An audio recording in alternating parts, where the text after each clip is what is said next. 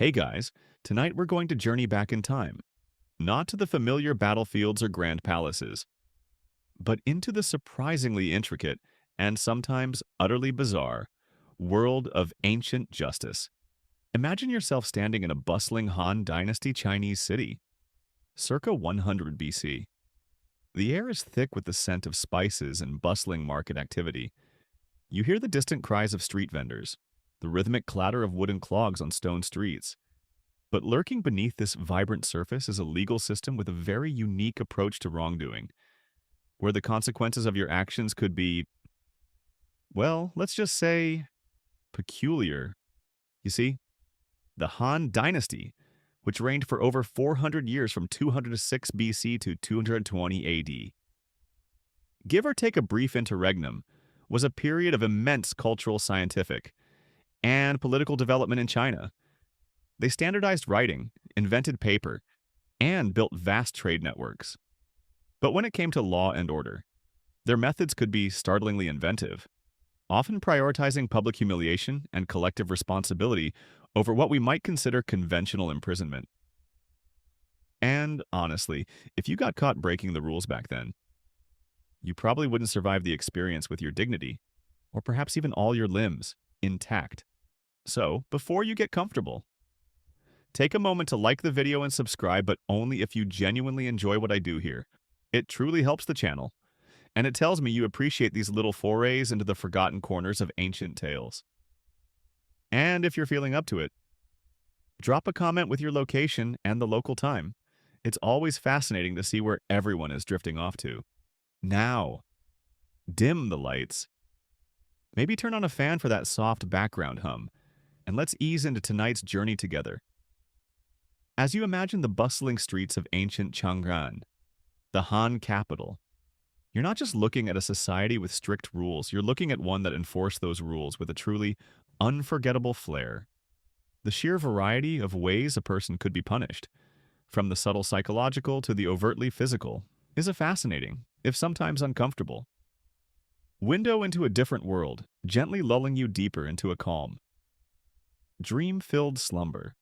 You've had a brief glimpse into the Han Dynasty's peculiar legal landscape.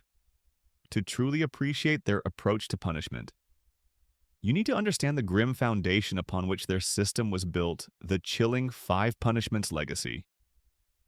Imagine a time before the Han, where the very act of breaking the law could result in a permanent, brutal alteration to your body. You see, for centuries before the Han Dynasty, during earlier Chinese dynasties like the Xia, Shang, and especially the Zhou, a set of severe institutionalized bodily mutilations formed the bedrock of the legal code.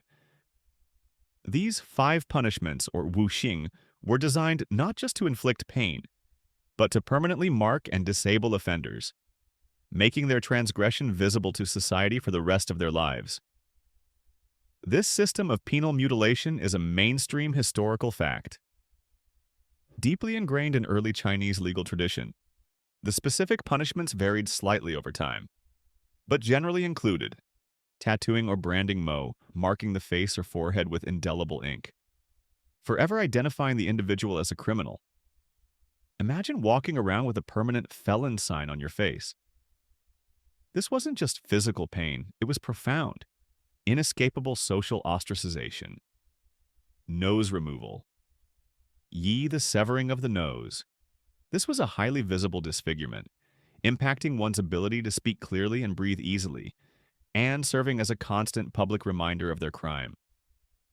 Foot amputation. You were the cutting off of one or both feet. This punishment resulted in permanent lameness, making movement difficult and often condemning the individual to a life of begging or complete dependency. Imagine trying to navigate ancient Chinese cities without your feet.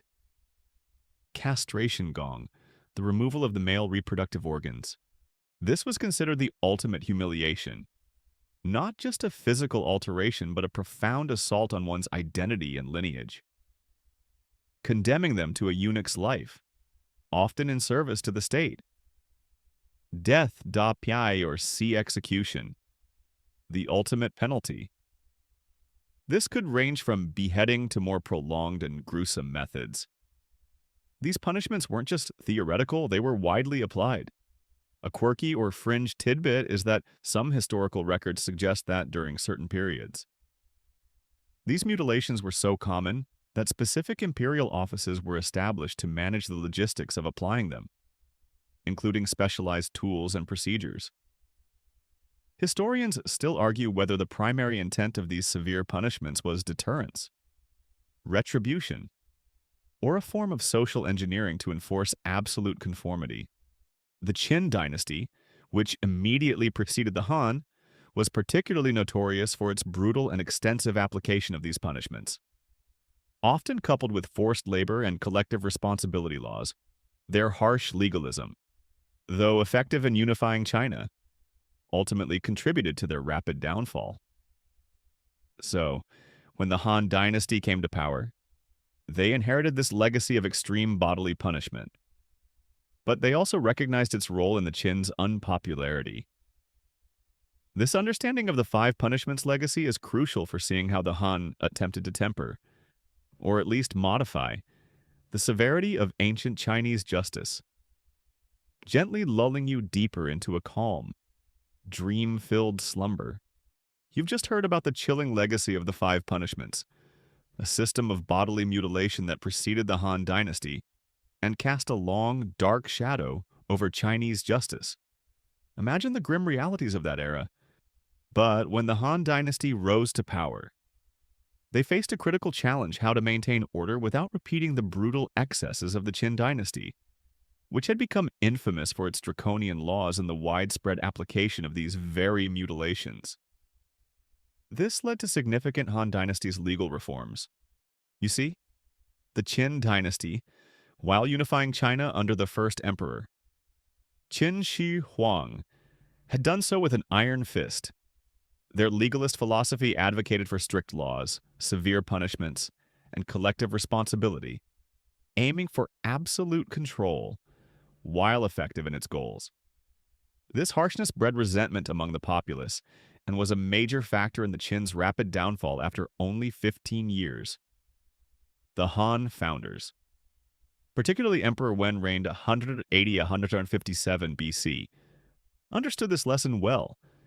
They aimed to establish a more stable, benevolent, and enduring empire. This conscious effort to temper the harshness of Qin law was a mainstream historical fact and a cornerstone of early Han governance. Emperor Wen, in particular, is credited with initiating key reforms that aimed to soften the more brutal aspects of the legal code. He sought to replace the physical mutilations with punishments that were still severe, but less irreversible and humiliating. His philosophy was rooted in Confucian ideals, which emphasized virtue, benevolence, and the importance of rehabilitation and moral instruction. Rather than just raw retribution, it was a subtle yet profound shift in legal philosophy. Imagine trying to explain benevolent to someone who just had their nose cut off by the previous regime. One of his most significant reforms, implemented in 167 BC, was the abolition of the actual bodily mutilations for many offenses. Instead of cutting off a foot, for example, the punishment might be commuted to heavy labor or a severe beating. Instead of nose removal, it might be a public shaming, while still harsh by modern standards. This was a radical step towards a more humane for the time legal system. Historians still argue whether Emperor Wen's reforms were driven primarily by genuine Confucian benevolence, or by pragmatic political considerations to gain popular support and stabilize the fledgling dynasty. A quirky or fringe tidbit is that even with the abolition of direct mutilation, the memory of those punishments, and the associated shame, lingered. For example, if someone was condemned to a punishment that would have been nose removal under the old code, even if they just received a beating, the social stigma might still be similar to having lost their nose. This shows how cultural norms and perceptions of justice can persist even after legal changes. So, while the Han dynasty inherited a legacy of brutal justice, Their early emperors embarked on significant legal reforms aimed at tempering the severity of punishments. This didn't mean an end to suffering, but it did represent a philosophical shift towards a more enduring and less overtly cruel system. This pivotal period in Chinese legal history gently lulls you deeper into a calm, dream-filled slumber. You've just learned about the Han Dynasty's efforts to reform the Qin's brutal five punishments. While overt mutilations became less common, the Han still relied heavily on other forms of severe penalties. One of the most common and arduous being corvée labor forced public works. Imagine being condemned to an endless cycle of backbreaking toil, far from your home, building monumental structures for the empire. You see, corvée labor was a system of unpaid, compulsory labor exacted by the state for public works projects. It wasn't just a punishment, it was also a form of taxation, a duty expected of all commoners for a certain period each year, however, for those who committed crimes. It became a harsh and often lifelong sentence. This reliance on forced labor for massive state projects like roads, canals, and defensive walls is a mainstream historical fact. Central to the infrastructure development of many ancient empires, including the Han, if you were found guilty of a crime that warranted such a punishment, you wouldn't just be sent to a local work detail. Often, you'd be transported vast distances, sometimes hundreds or even thousands of miles, to remote frontier regions or to massive construction sites. Imagine being forced to march for weeks, perhaps months, to reach a desolate outpost, only to be immediately put to work digging ditches, moving rocks, or felling trees. And you thought your commute was bad. At least you get a coffee on the way. The conditions of corvée labor were incredibly harsh. You would be working from dawn till dusk, often with meager rations. In all weather conditions, scorching summers, freezing winters, relentless rain. Overseers, often former soldiers, would be strict, and punishments for slacking or disobedience could be brutal, ranging from severe beatings to even death. The work itself was physically demanding, requiring immense strength and endurance. Many prisoners would die from exhaustion, disease, malnutrition, or accidents. One of the most infamous destinations for corvée laborers was the Great Wall of China. While the Han Dynasty didn't build the entire wall, they significantly expanded and reinforced sections of it, particularly in the northern and western frontiers. To defend against nomadic invaders like the Xiongnu, imagine working year after year on these desolate, wind-swept battlements, knowing your life was forfeit to the endless construction. A quirky or fringe tidbit is that some historical accounts describe prisoners being branded on the face or forehead before being sent to corvée labor, not as a replacement for mutilation, but as an additional mark of their criminal status, making escape difficult and ensuring they were always identifiable.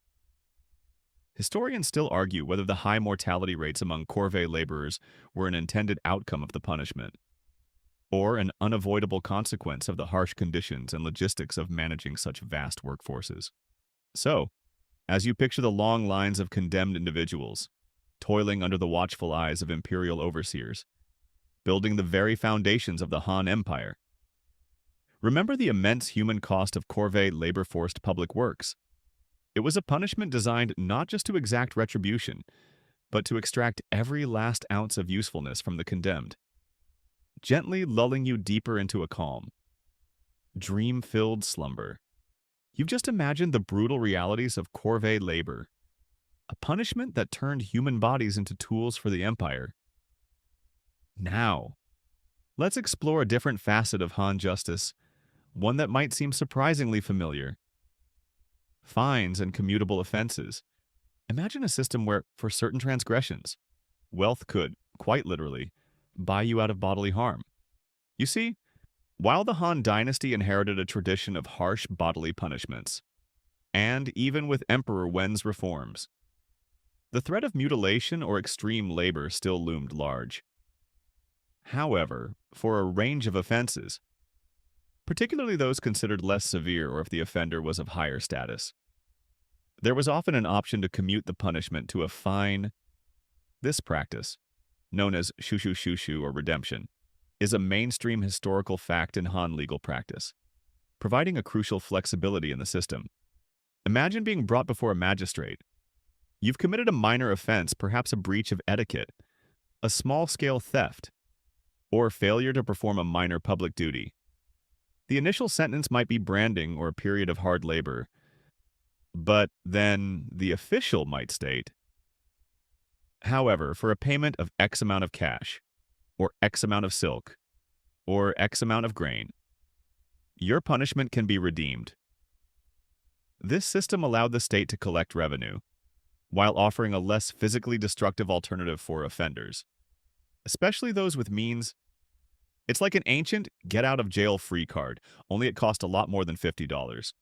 The amount of the fine would vary significantly based on the severity of the crime, the status of the offender, and even the current economic needs of the state.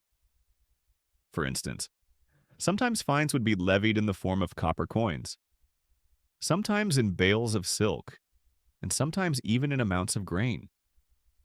The currency used for redemption could even change depending on imperial decrees or regional availability, making it a surprisingly adaptable system. A quirky or fringe tidbit is that while shushu offered an alternative, it wasn't universally applied, nor did it necessarily erase the social stigma, even if you paid your way out of a physical punishment. The record of your crime would still exist, potentially impacting future career prospects or social standing. Some scholars argue that the ability to pay a fine disproportionately favored the wealthy elite, effectively creating a two-tiered justice system, where the rich faced less severe physical consequences than the poor for similar crimes. Historians still argue whether the shushu system primarily served as a progressive reform to reduce bodily harm, or as a regressive tool that exacerbated social inequality. So, as you contemplate the Han Dynasty's nuanced approach to justice, where wealth could sometimes act as a buffer against the most brutal penalties, remember that even in ancient times, the intersection of law and economics was a complex one. This understanding of fines and commutable offenses adds another layer to our journey into Han legal peculiarities, gently lulling you deeper into a calm, dream-filled slumber. You've just learned how money could sometimes soften the blow of Han justice. Now, let's consider a punishment that, while not always physically mutilating, could be utterly devastating in a different way. Banishment exile to frontiers. Imagine being torn from everything you know, your family, your home, your culture, and sent to a desolate, dangerous edge of the empire, never to return. You see, for many societies throughout history, exile has been a potent form of punishment. In the vast Han Empire, with its immense territorial reach, banishment wasn't just being sent to another city. It often meant being sent to the distant frontiers, vast and often inhospitable regions on the very edge of Han control. This use of banishment to distant frontier zones for serious offenses is a mainstream historical fact. Serving both as punishment and a means of populating strategic borderlands, imagine the journey itself. You'd be marched, perhaps in chains, for weeks or months, across unforgiving landscapes through scorching deserts, over towering mountains, or into malarial swamps. The conditions would be brutal exposure to the elements, meager food and water, the constant threat of banditry or hostile nomadic tribes. For many, the journey alone was a death sentence. It's like a one-way ticket to Siberia, but 1,000 years earlier and without the snow. Once you arrived at your designated frontier post, your life would be drastically different. You might be forced to work as a soldier, defending the borders against incursions, a dangerous and often thankless job. Or perhaps you'd be tasked with farming marginal lands, carving out a meager existence in harsh conditions, building roads, or maintaining fortifications. These were often regions far from the cultural heartland of China, with unfamiliar customs, languages, and climates. The psychological toll of banishment was immense. You would be cut off from your ancestral lands, your family, and the social networks that defined your identity, in a society that placed immense value on family and lineage. Being removed from your clan was a profound form of suffering, akin to a social death. There was little hope of return, as banishment was often for life, and the distances were too vast, the surveillance too strict, and the dangers too great for most to attempt escape. A quirky or fringe tidbit is that while most banishments were punitive, some high-ranking officials who fell out of imperial favor might be banished to more comfortable, though still remote, postings. These softer exiles were often a veiled form of political removal, allowing the emperor to sideline powerful figures without resorting to execution, while still maintaining their loyalty by dangling the possibility of eventual return. Historians still argue whether banishment to frontier regions was primarily intended as a deterrent, a practical way to populate and secure border areas, or a means of removing politically inconvenient individuals. So, as you picture the long, arduous journey of the banished, heading towards a desolate and dangerous new life on the fringes of the Han Empire, remember that some punishments cut deeper than any blade. This understanding of banishment exile to frontiers adds another layer to our exploration of Han justice, gently lulling you deeper into a calm, dream-filled slumber. You've just glimpsed the severity of banishment, a punishment that exiled individuals to the harsh fringes of the Han Empire. Now, let's delve into a form of punishment that aimed directly at an individual's social standing and personal dignity. Head-shaving humiliation's mark. Imagine losing the very symbol of your status and being forced to wear a visible sign of your transgression for all to see. You see, in Han Dynasty China, as in many ancient cultures, hair held significant cultural and social meaning. For men, growing a long, well-kept queue or topknot was a sign of respectability, social standing, and adherence to Confucian ideals of filial piety, respect for one's ancestors, which included maintaining the body as given by them. Cutting or shaving one's head was considered a profound act of disgrace, often associated with criminals, slaves, or those in mourning. This cultural significance of hair and the shame associated with its removal is a mainstream historical fact in Chinese society. When an individual was sentenced to head shaving, it wasn't just a simple haircut, it was a deliberate public act of humiliation. Imagine being brought before a crowd, perhaps in the town square or outside a yamen government office, and having your hair a symbol of your honor shorn off. For many, especially those from respectable families, this public degradation would have been almost as painful as a physical beating. You wouldn't just be losing your hair, you'd be losing face, your social credit, and your place within the community. It's like getting a really bad haircut, only it's intentional, public, and a lifelong conversation starter you desperately wish you didn't have. This punishment was often applied for relatively minor offenses that didn't warrant harder labor or more severe physical penalties. But where public shame was deemed sufficient, it served as a visible mark of your criminal status, immediately identifying you to anyone you encountered. Imagine trying to conduct business, attend social gatherings, or simply walk through the streets when everyone instantly knew you were a convicted offender. The psychological impact of this constant ostracization would have been immense. A quirky or fringe tidbit is that while head shaving was a distinct punishment, it could sometimes be combined with other minor penalties, such as wearing a kong, a heavy wooden collar for a period, or being subjected to a severe beating. The combination aimed to maximize both physical discomfort and public shame. Historians still argue whether head shaving was considered a truly distinct category of punishment, or if it was often a preliminary step before forced labor or other, more severe penalties. So, as you picture an individual in ancient China, stripped of their social standing by the simple act of head-shaving humiliation's mark, remember that not all punishments leave scars on the body. Some leave indelible marks on the soul and social standing, gently lulling you deeper into a calm, dream-filled slumber. You've just considered the profound social disgrace of head shaving in Han Dynasty China. Now, let's explore a similar, yet often more permanent. Form of marking that branded criminals for life tattooing, check, branding, permanent stigma. Imagine carrying an indelible mark on your body, forever declaring your past transgression to everyone you meet. You see, while Emperor Wen's reforms sought to abolish the more brutal mutilations, the practice of tattooing or branding, often called CI or Mo, particularly on the face or forehead, remained a significant punitive measure in the Han Dynasty, especially for lesser offenses or as an additional mark for those sent to penal labor. This use of indelible marking to signify criminal status is a mainstream historical fact, found in various forms across many ancient cultures. Imagine being dragged to a public square or government office. The instruments would be crude but effective sharp needles and indelible ink for tattooing, or a heated iron for branding. The process itself would be excruciatingly painful. Deliberately so. The chosen mark might be a character signifying the crime, or simply a generic mark of shame.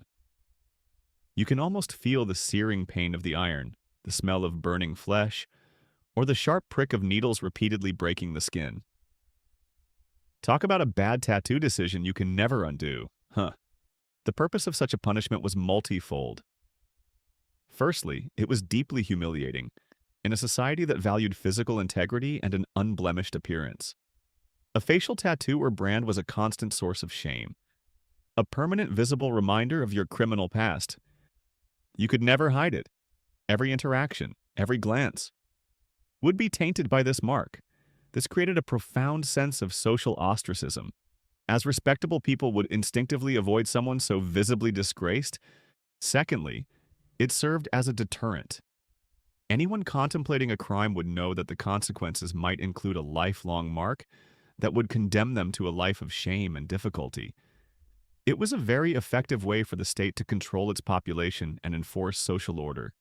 Thirdly, it acted as a form of identification. If you were caught trying to escape a sentence of forced labor, or if you committed another crime, that brand on your face immediately identified you as a repeat offender or fugitive. It made it incredibly difficult to integrate into a new community or start afresh. A quirky or fringe tidbit is that while most branding involved simple characters or symbols of shame, some historical accounts suggest that the exact placement and design of the facial tattoo or brand could sometimes subtly indicate the specific crime committed, almost like a crude ancient criminal record etched onto the skin. Historians still argue whether the practice of facial branding in the Han Dynasty was a direct continuation of the MO tattooing punishment from the earlier 5 punishments, or if it evolved as a more nuanced system of public shaming. So, as you envision an individual in ancient China bearing the indelible mark of their transgression, remember that some punishments were designed to follow you for life, not just through physical pain, but through constant social condemnation. This understanding of tattooing, branding, permanent stigma reveals another peculiar facet of Han justice, gently lulling you deeper into a calm, dream-filled slumber. You've just considered the permanent social scarring of tattooing and branding in Han Dynasty China.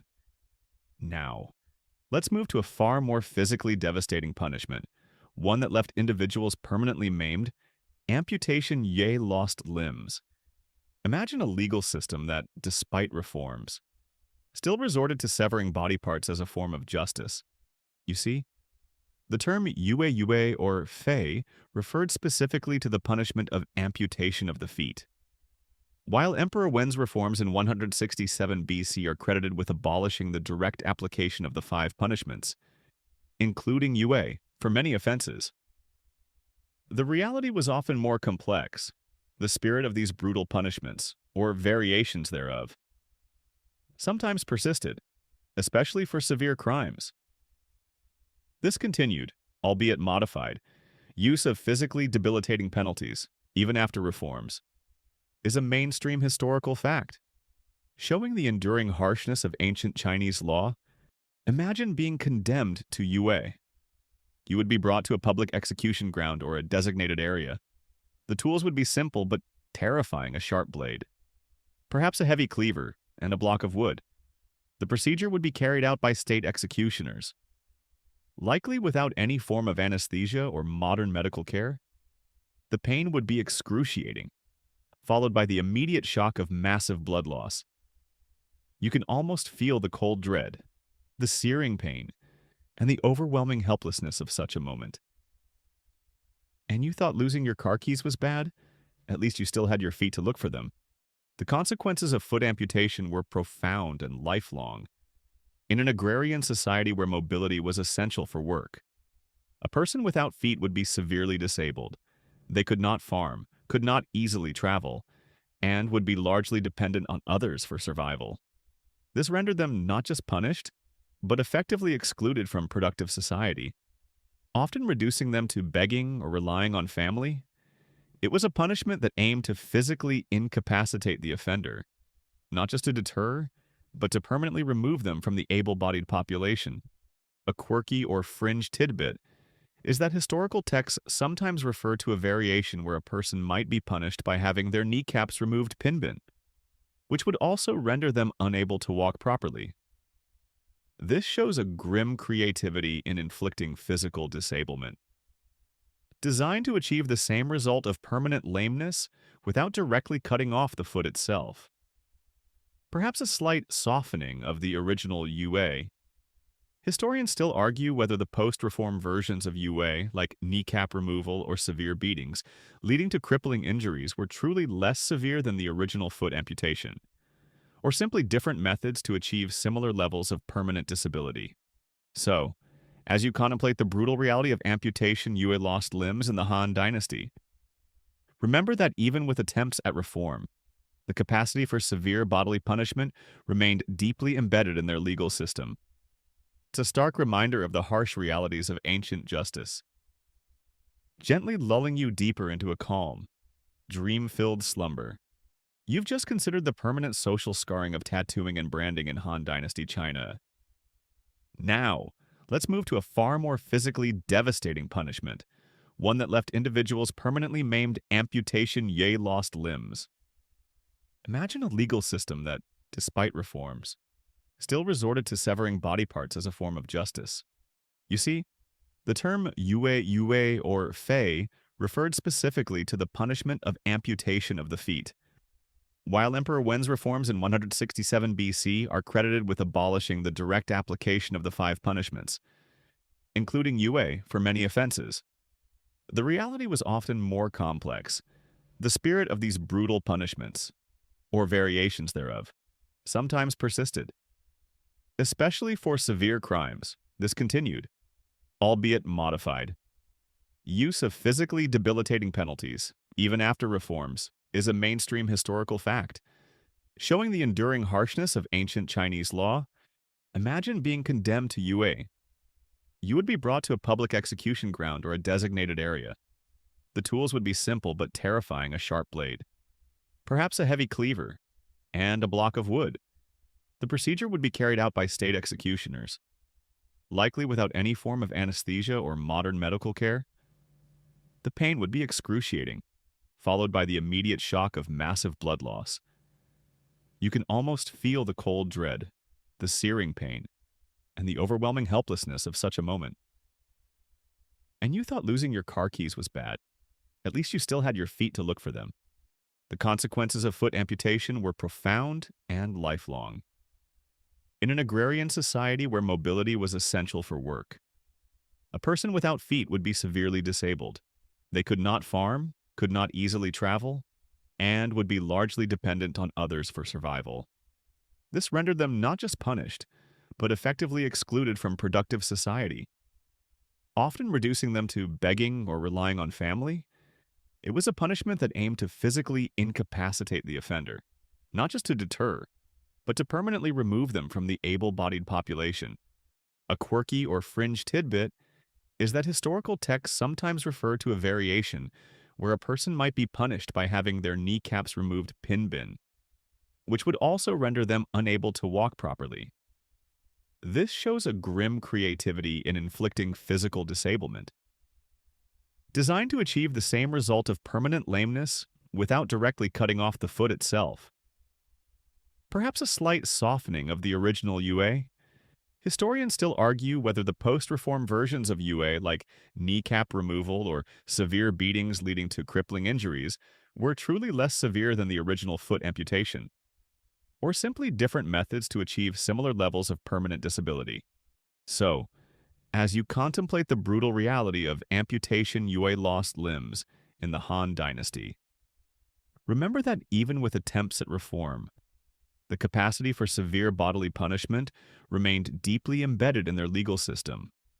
It's a stark reminder of the harsh realities of ancient justice, gently lulling you deeper into a calm, dream-filled slumber.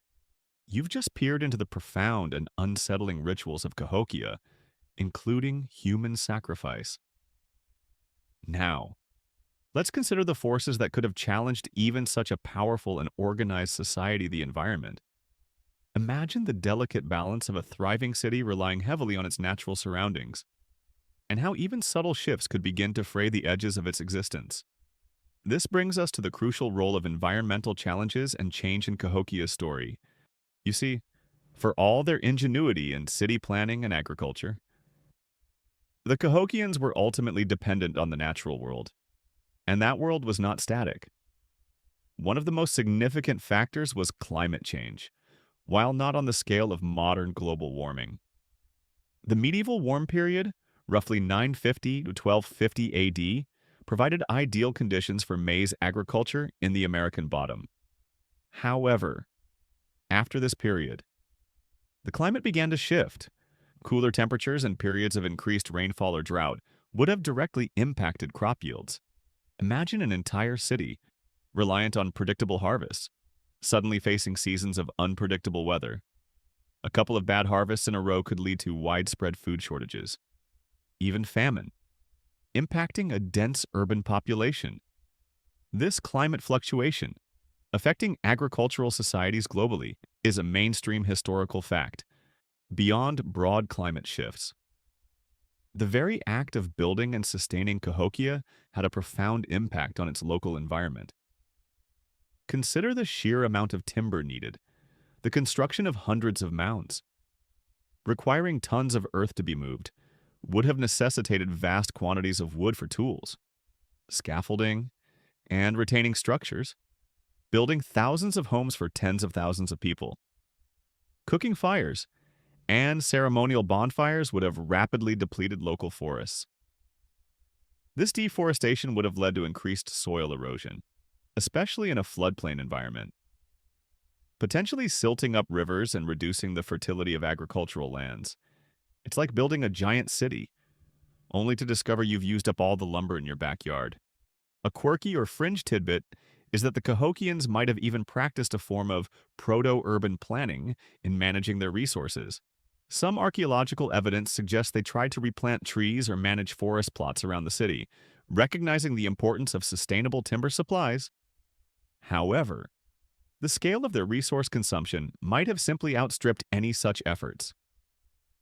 Historians still argue whether Cahokia's abandonment was primarily due to acute environmental degradation caused by the inhabitants themselves, or if broader regional climate shifts played a more significant, unavoidable role.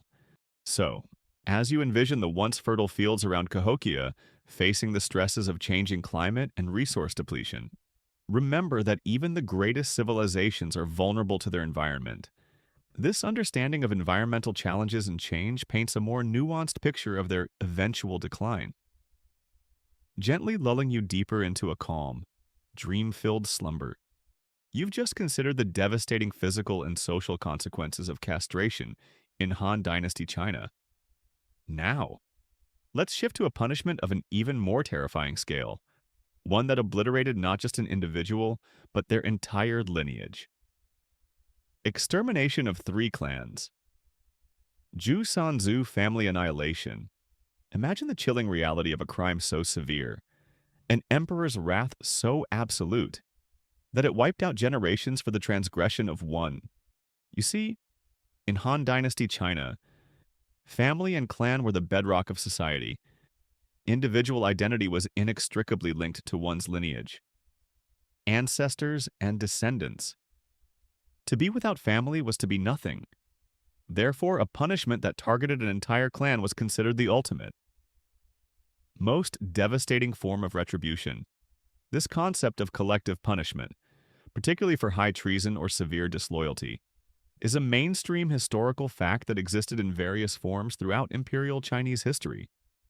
Though it reached its peak of brutality during certain periods, the extermination of three clans, or Zhu Sanzu, typically referred to the eradication of the offender's father's clan, mother's clan, and wife's clan.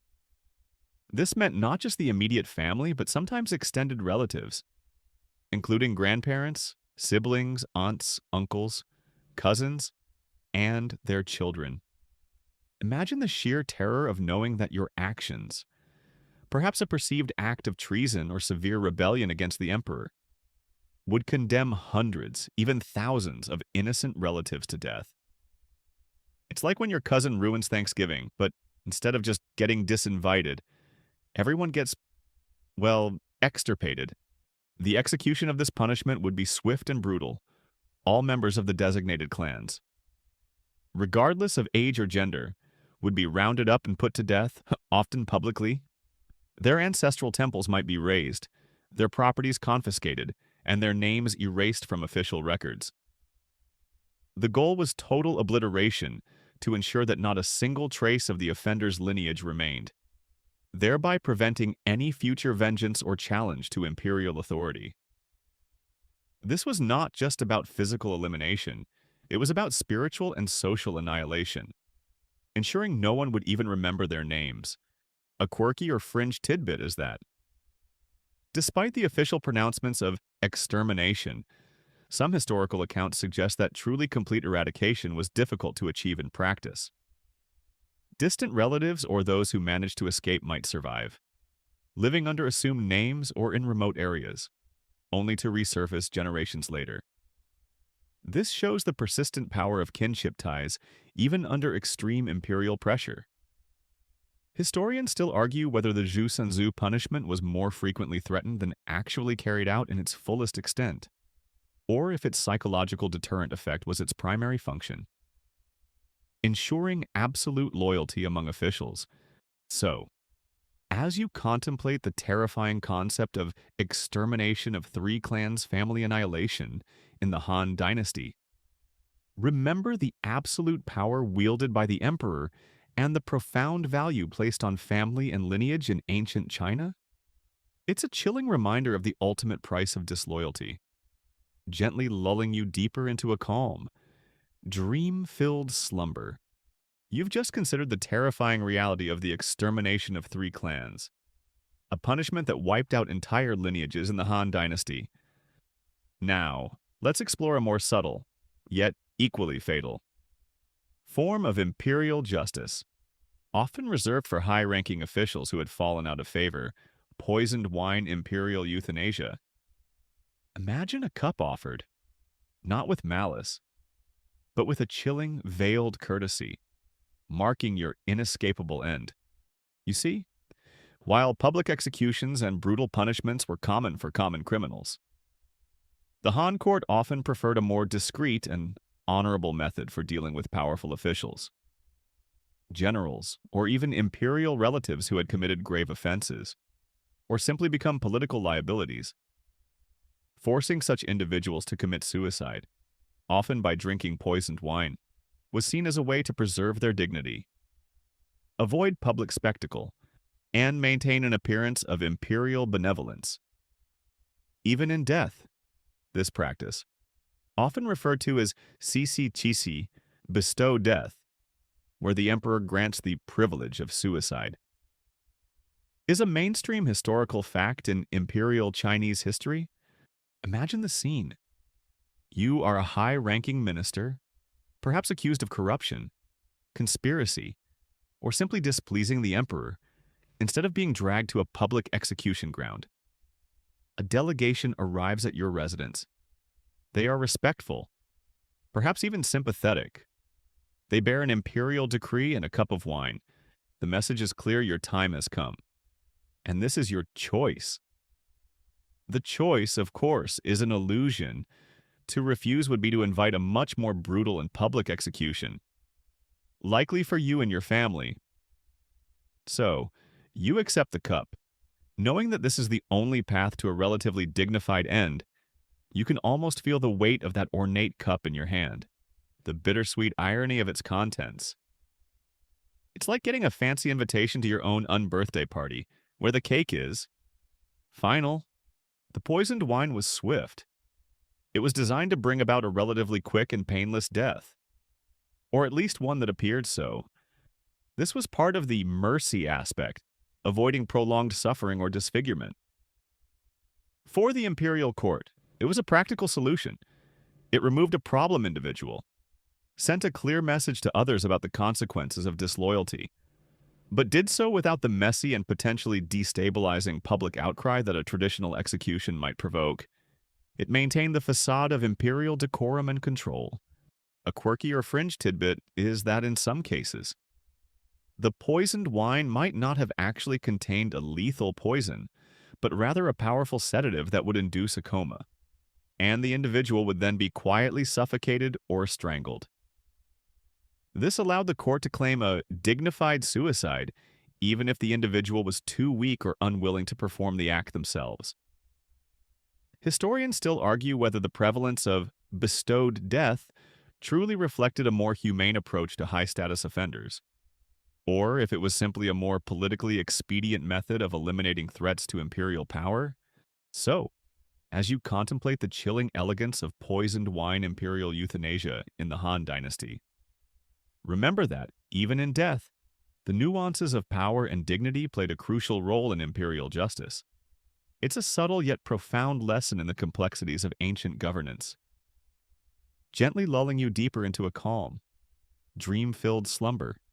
You've just learned about the chillingly polite, yet utterly final, act of poisoned wine for high-ranking officials in the Han Dynasty. Now, let's turn to a form of public execution that was designed for maximum terror and spectacle punishment by tigers' beasts.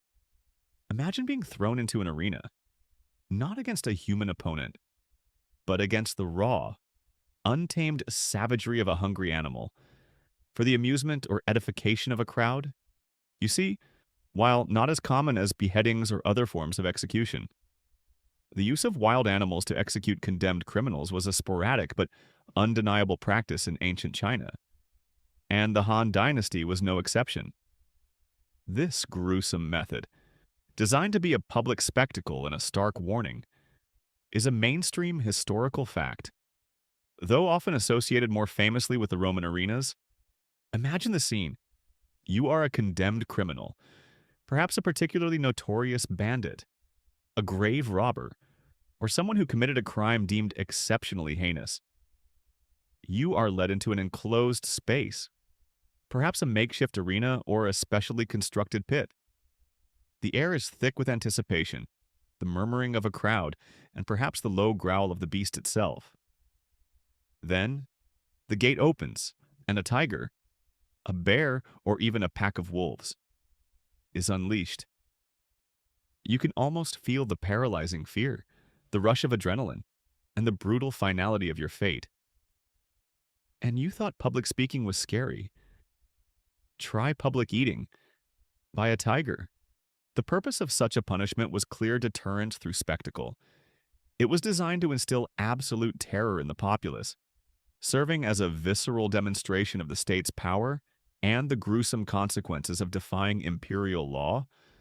Unlike a quick beheading, this was a drawn-out, agonizing death, emphasizing the pain and helplessness of the condemned. It was a macabre form of entertainment for the masses, satisfying a primal urge for retribution and reinforcing social order through fear.